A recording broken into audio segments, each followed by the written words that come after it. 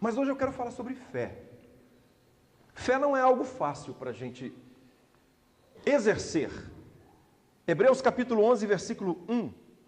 Quem trouxe a sua Bíblia, seu celular, enfim, seu aplicativo aí, se você não trouxe, ouça a leitura, capítulo 11 de Hebreus, versículo 1.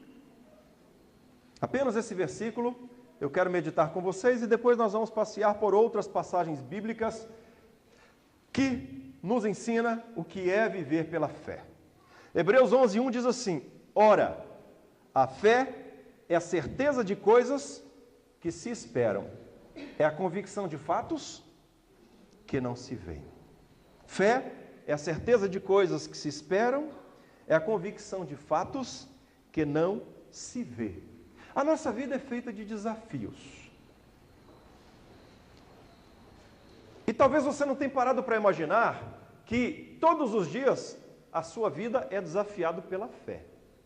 Exemplo, você vai chegar hoje em casa, provavelmente vai jantar, vai comer alguma coisa, depois você vai dormir crendo que amanhã, segunda-feira, você vai levantar, tomar um café e sair para o seu trabalho. Mas que certeza você pode ter disso? Absolutamente nenhuma. Percebe como que você exercita a sua fé todo dia sem perceber?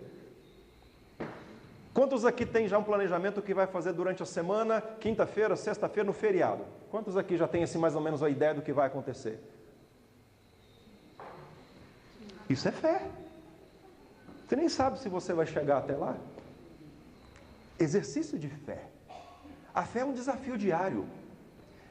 E a fé, ela nos desafia não apenas no que diz respeito a Deus, mas nos desafia a tudo na nossa existência. A gente estuda crendo que, ou tendo fé, que nós vamos ter uma boa oportunidade na nossa carreira profissional. A gente investe no empreendimento crendo que aquele empreendimento vai nos dar o retorno financeiro que nós almejamos. Nós financiamos a construção ou a compra de uma casa crendo, tendo fé, de que vamos chegar ao final do financiamento pagando.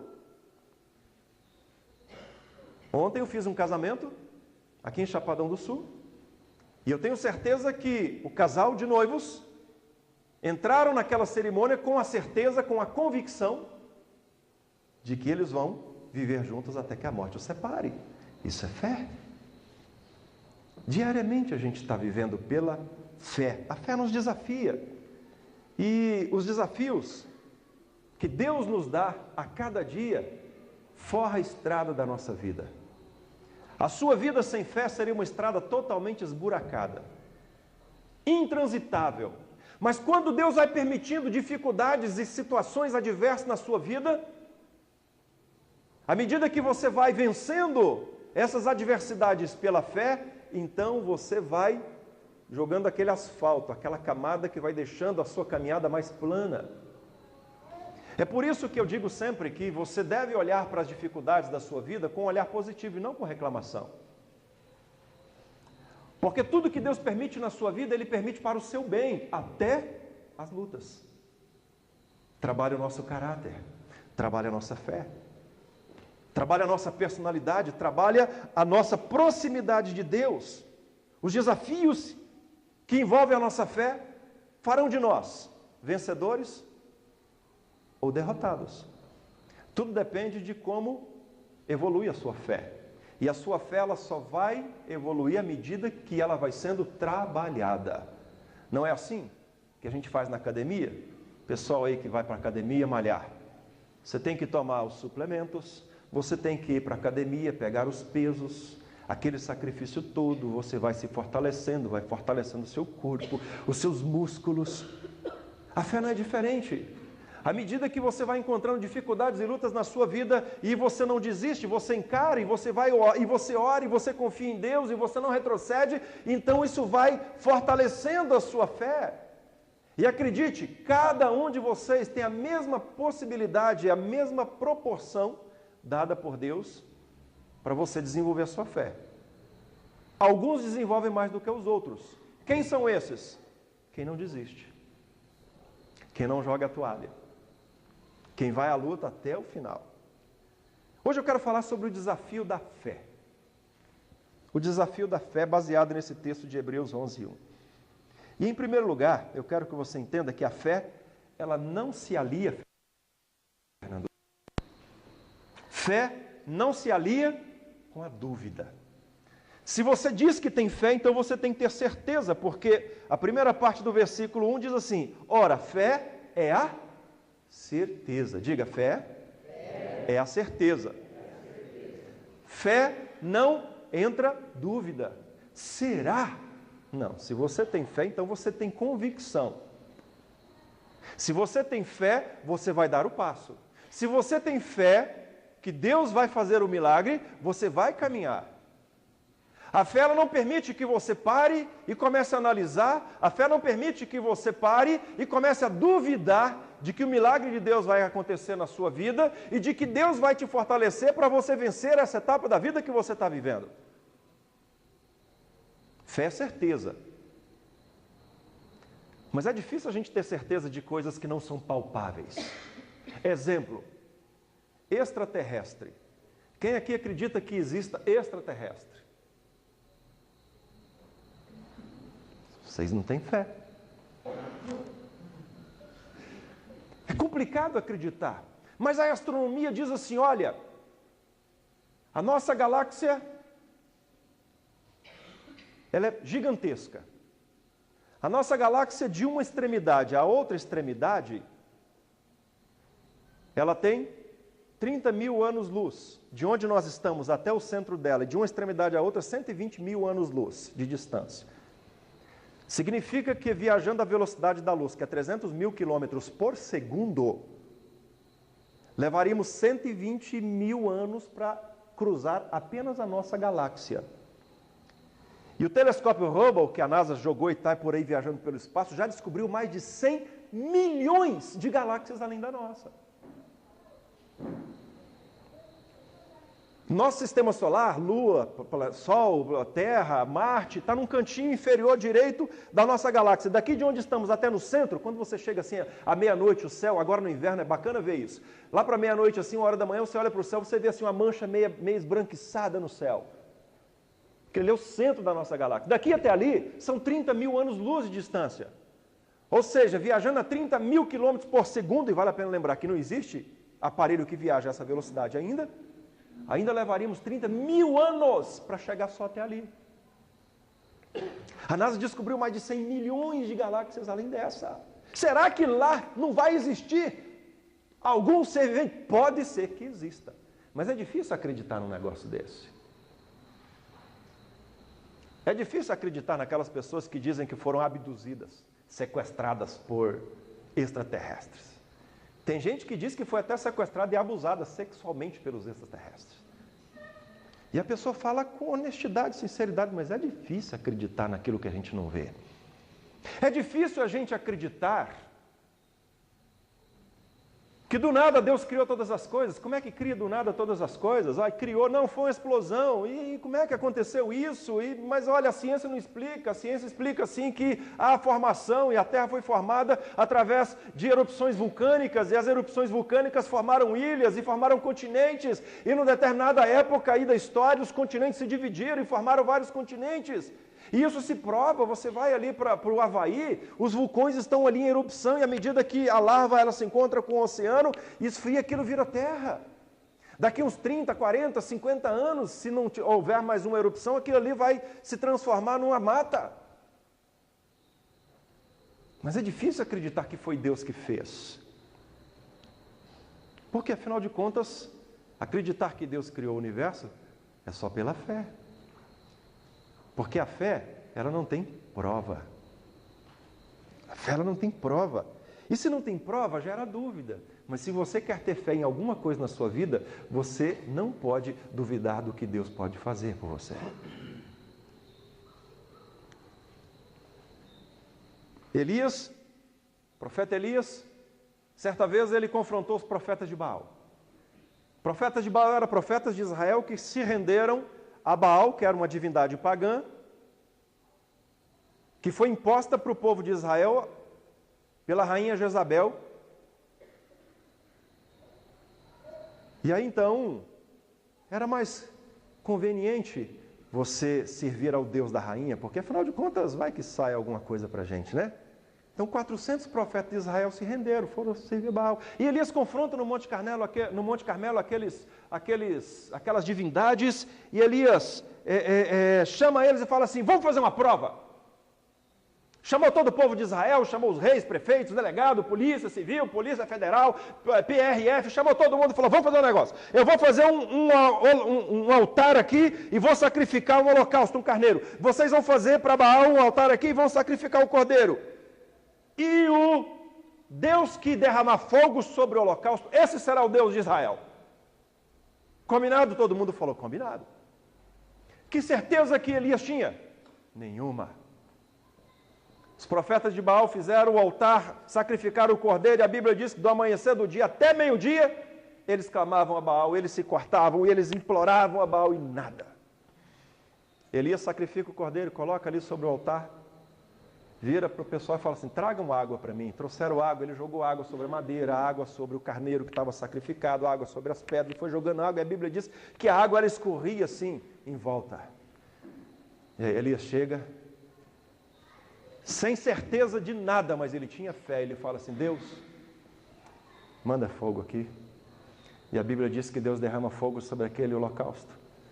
Consome o holocausto, consome a lenha, consome as pedras, e a Bíblia diz que o fogo que desceu ainda saiu consumindo toda a água que escorria como se fosse gasolina.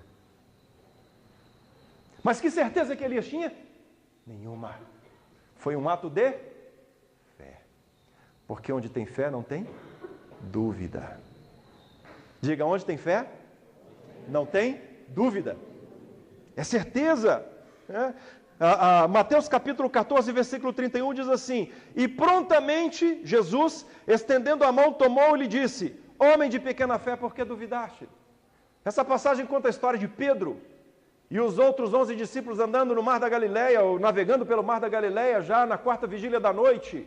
Primeira vigília ia de 6 da tarde às 9, a segunda das 9 à meia-noite, a terceira da meia-noite às 3 e a quarta vigília das 3 às 6 da manhã. Na quarta vigília da noite, aquela tempestade quase afundando o barco, eles olham e veem um vulto branco vindo, andando sobre o mar, e Jesus fala, sou eu, e Pedro diz assim, se é o Senhor, eu quero andar sobre as águas.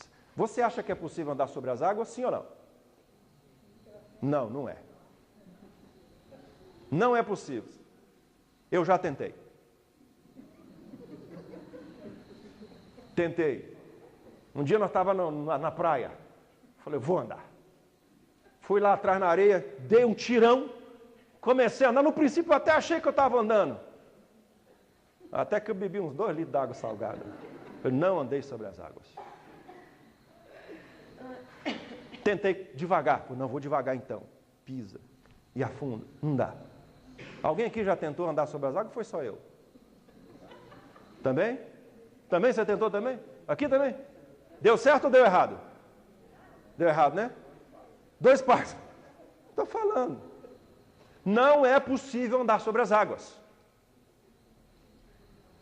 Fisicamente falando, é impossível andar sobre as águas. Mas aí Pedro falou assim, eu quero andar. Se Jesus anda, eu também quero. E qual foi a resposta para Jesus? Vem. Vem. E Pedro, com fé no que Cristo ia fazer por ele, desce do barco e começa a andar sobre as águas. Só que existe um problema muito sério nas nossas vidas, na minha e na sua vida. É que boa parte das vezes, quando Deus nos desafia a andar pela fé, a gente deixa de olhar para Deus e começa a olhar para a situação. Pedro desceu e até andou sobre as águas, mas aí a Bíblia diz que ele começou a reparar na força do vento. A Bíblia diz que ele começou a reparar no tamanho das ondas. E eu imagino que Pedro deve ter pensado assim, poxa vida, aqui deve ter pelo menos 200 metros de profundidade. E o vento era muito forte, era de madrugada, e aquele Jesus ali, e ele olhou assim e falou, não. Será mesmo que eu estou andando sobre as águas? Resultado, ele começa a afundar. E aí quando ele começa a afundar, Jesus segura ele pela mão e diz assim, homem de pequena fé, por quê? Duvidaste. Pedro poderia ter atravessado o mar da Galileia inteiro, que na verdade é um lago de água doce, inteiro, andando sobre as águas. Ele só deixou que a dúvida entrasse no seu coração porque ele tirou os olhos de Jesus e olhou para as circunstâncias. Olhou para as circunstâncias. A fé, ela não se alia com a dúvida. Se você quer ser um grande vencedor, evolua na sua fé. Processo de evolução. Quando a gente nasce, a gente é um bebezinho. Olha lá. Nasceu esses dias o Gabriel. Olha o tamanhozão que já está olhando para a mãe. Olha lá. Aqui. O Pedro. Bebezinho, recém-nascido. Pitititinho. Daqui uns dias vai estar grandinho, daqui uns dias vai estar casando. Isso é um processo de evolução. Na nossa fé não é diferente. Se você quer viver o impossível, desenvolva a sua fé. Se você quer viver no impossível, trabalhe a sua fé. Leve a sua fé para a academia. E nessa academia você vai encontrar 2 aparelhos apenas: Bíblia e oração. E ali você vai fortalecer a sua fé. E aí o diabo, Satanás, o nosso inimigo, inimigo de Deus, vai levantar um monte de pessoas para chegar para você e falar assim: é impossível. E aí, à medida que você está trabalhando a sua fé, você vai dizer assim: mas eu creio. Mas eu creio. Amém? Você crê? Repita comigo: a fé não se alia com a dúvida. Segundo lugar, sobre o desafio da fé. A fé atua com objetivo concreto. Qual é o seu objetivo de vida? Não sei. Você não vai chegar a lugar nenhum. Pessoas fracassadas na vida não são as pessoas que tentaram, mas foram as pessoas que nunca tentaram. Não foram as pessoas que caíram, levantaram, bateram a poeira e persistiram. Foram pessoas que sempre desanimaram no primeiro passo de dificuldade que tiveram. Foram as pessoas que não estabeleceram metas na sua vida. Qual é a sua meta profissional? Qual é a sua meta como empresário? Qual é a sua meta enquanto acadêmico? Qual é a sua meta enquanto casal, enquanto família? Qual é a sua meta enquanto cristão? Você não pode viver um dia após o outro, porque os seus dias, eles nunca voltam. Deus te desafia a você viver intensamente esse dia, planejando e orando para amanhã, plantando a semente do que você vai colher amanhã, hoje. A fé, ela atua com objetivo concreto. A falta de objetividade provoca a falta de resposta de Deus. A grande questão é que muitas vezes nós deixamos de ser objetivos com Deus. Reza a lenda que uma senhora queria muito uma casa. E ela procurou o caminho certo, ela orou, falou: Deus, eu quero uma casa. Começou a orar: Deus, quero uma casa. Deus, eu quero uma casa. Passaram-se uns meses, ela desistiu daquela oração. Falou: Deus, vai, a casa é grande demais, é caro demais. Eu ganho tão pouquinho, vou pedir uma geladeira. Oh Deus, me dá uma geladeira. Uma geladeira nova, Deus. Oh Deus, me dá uma geladeira, aquelas 2 portas que sai gelo na porta. Oh Deus, me dá. E ela pensou: nossa, geladeira é caro, né? Custa 5 mil reais uma geladeira dessa, né? Vou pedir um fogão. Oh Deus, me dá um fogão novo. Ela mal começou a pedir o fogão novo, morreu. Chegou no céu. Ela falou: não, quero conversar com Deus. Não, vou conversar com Deus. Pedi a casa, Deus não me deu a casa. Pedi geladeira, Deus não me deu geladeira. Pedi o fogão, Deus não me deu fogão. Deus, por quê? Por que, Deus? E Deus disse assim: minha filha, quando você pediu a casa está quase mandando a casa, você mudou para a geladeira. Tá bom, então vou dar a geladeira. Eu que estava quase mandando a geladeira, você mudou para o fogão. Tá bom, vamos mandar o fogão. Mal o querubim foi nas casas Bahia do céu para pegar o fogão para levar aí chegou a sua hora, você morreu. Claro que essa é uma história apenas para ilustrar que nós precisamos ser objetivos com Deus. O grande defeito nosso é que por falta de objetividade, nós não temos foco nas nossas orações. E quando nós não temos foco na nossa oração com Deus, então a nossa fé, ela facilmente vai ser abalada pelas dificuldades. Moisés, quando leva os hebreus para o deserto, ele fala: Deus, o povo precisa de água. O que é que Deus mandou? Coca-Cola? Tubaína? O que é que Deus mandou? Água. Amém? Aí passa um tempo, Moisés chega e fala: Deus, o povo está com fome. O Carrefour fica longe. Deus falou: não, o que você quer? Me dá pão. Deus mandou maná. Aí o povo estava cansado de comer pão com água. É um negócio que dá até azia, né? Você ficar comendo pão com água. Aí Moisés chegou e falou: Deus, o povo precisa de proteína. Manda carne. Deus mandou codornizes. Percebe como Moisés era objetivo na oração dele?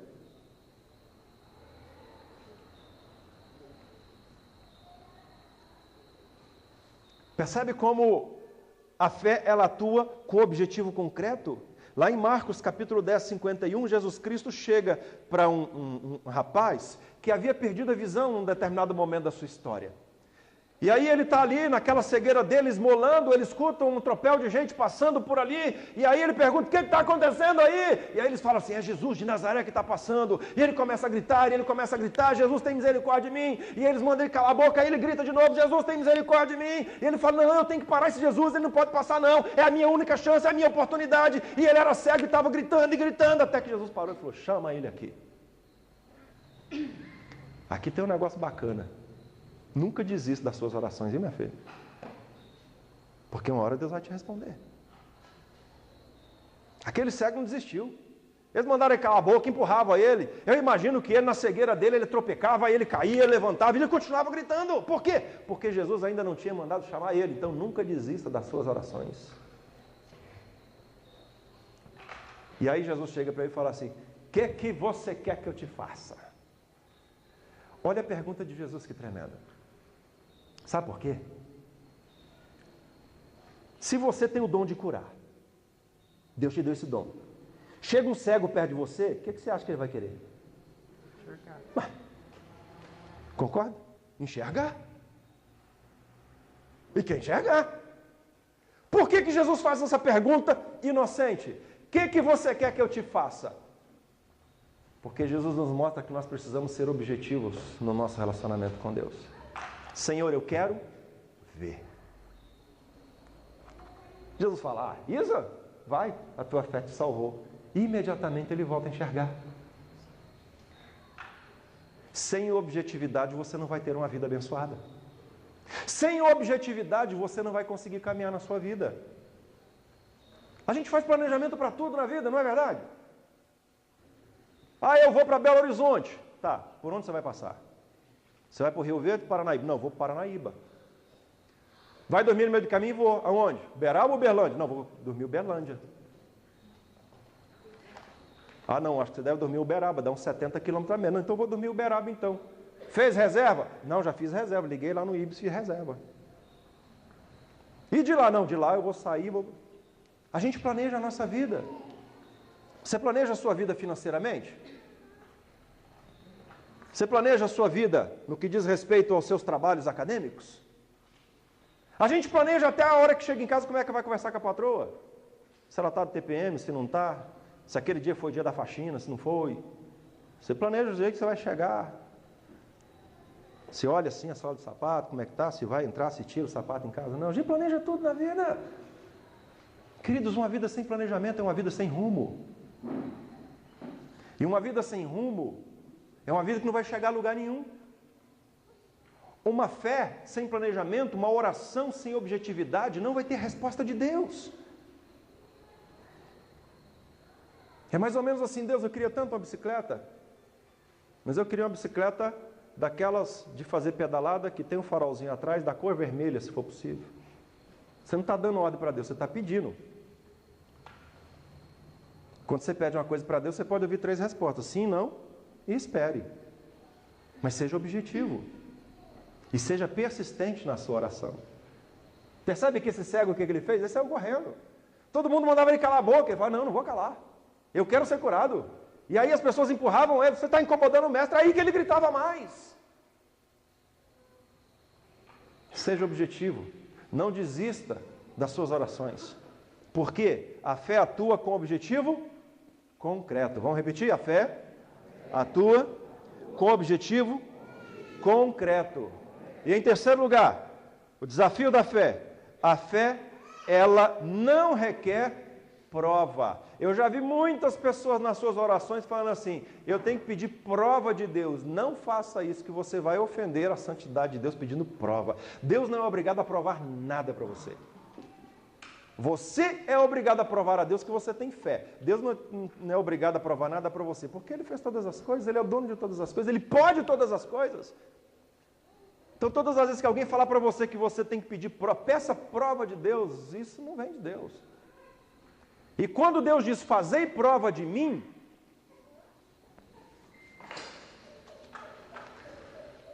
quando Deus diz assim: fazei prova de mim, Ele não está dizendo que você tem que prová-lo. Não, não é isso não. Deus não tem obrigação nenhuma de provar nada para você. Mas a fé, ela não requer prova. Exemplo, imagine Davi enfrentando Golias. Deus, Golias está ali. Vou ou não vou? Vai. Mas eu não tenho espada. Não, pega 12 pedrinhas aqui e vai matar ele. Não, Senhor, me dá uma prova primeiro. Golias tem 5 metros de altura. Não vou. Davi pediu prova? Sim ou não? Não. Ele enfrentou Golias e falou: você vem contra mim com espadas e lanças, eu vou contra ti em nome do Senhor dos Exércitos. E de 12 pedras bastou uma. Cravou na testa do Golias, Golias caiu, ele pegou a espada e cortou a cabeça dele. Os crentes daquela antigamente eram violentos. Os cristãos daquela época, os bichos, o negócio era na espada mesmo. Você vê Pedro, quando vão prender Jesus, Pedro arranca a espada dele e já corta a orelha do servo do sacerdote, né? O Malco.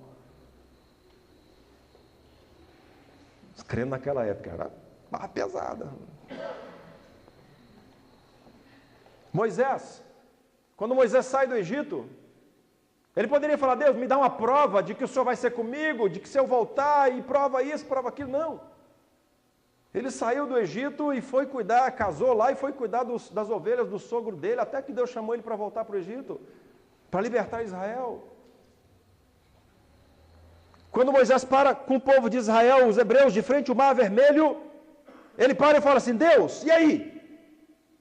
Ele não pede prova, pode ler o texto.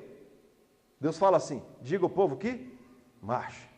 O Senhor dá uma provinha, pelo menos meio metro aqui, faz abrir para eu ter confiança. Deus falou: não, marcha. Fé é a certeza de coisas que se espera, convicção de fatos que não se vê. Você não tem que pedir prova, você tem que ter convicção daquilo que você não está vendo, mas que você está buscando, e pela fé você acredita que Deus vai fazer na sua vida. Muitos cristãos deixam de evoluir na sua fé justamente porque querem prova de Deus, e Deus nunca vai dar prova. Eu fico lembrando lá de Juízes, capítulo 7, versículo 16, Gideão. Gideão ia enfrentar os amalequitas, povo guerreiro.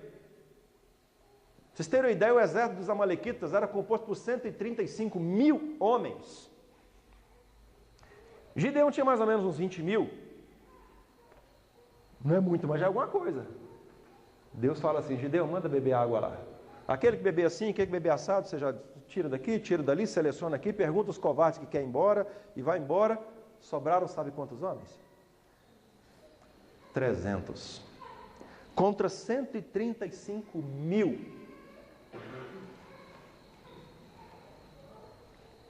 Deus falou assim: Gideão, pode enfrentar aqui, eu serei com você. Vocês não vão precisar usar espada, não. Vocês vão levar a tocha, o instrumento de sopro, a cítara, e vocês vão levar um vaso de barro vazio. Na hora que eu der o sinal, vocês quebram aquilo, sopram as trombetas e levantam o fogo e faz um barulho lá. E com 300 homens, uma cítara, um vaso de barro vazio e uma tocha, Os hebreus venceram 135 mil homens. Até onde vai a sua fé? Isso que eu estou falando que Deus fez,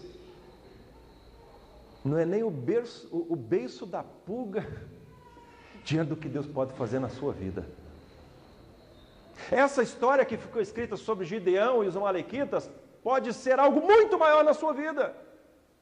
Só depende de você exercitar a sua fé. Deus tem poder para fazer muito mais do que você imagina. Só que a fé não se alia com a dúvida. Segundo lugar, a fé atua com objetivo concreto, seja objetivo na sua oração com Deus. E a fé ela não requer prova, é a convicção de fatos que você não vê. Mas você acredita que Deus vai fazer, e então começa a colocar a sua fé em prática. Você pode ser a pessoa mais feliz, mais realizada da história, da sua família, da sua casa, dessa cidade, dessa igreja, desde que você aceite o desafio da fé. Guarde isso. Fé e dúvida não combinam. Fé é certeza. A fé atua com objetivo concreto, de coisas que se esperam. O que você espera de Deus? Coloca diante de Deus, ora todo dia, 24 horas, o tempo todo, incessantemente. Se Deus não respondeu, não desista. Abraão esperou 25 anos para que Deus cumprisse a promessa de dar um filho a ele, através de Sara. Não desista com 5 dias, 10 dias, 2 dias, não. Espere de Deus, seja objetivo, taxativo, concreto com Deus nos seus objetivos. E fé não requer prova, é a convicção de fatos que nós não vemos. Que Deus te abençoe. Que você venha aqui domingo que vem com a fé 10 vezes maior do que a que você veio hoje. E eu quero ver vocês conquistando o impossível. Eu quero ver vocês realizando coisas que até o diabo vai duvidar. Não porque eu estou falando, pela fé que vocês vão desenvolver no Senhor, no seu Deus. Amém? Vamos orar?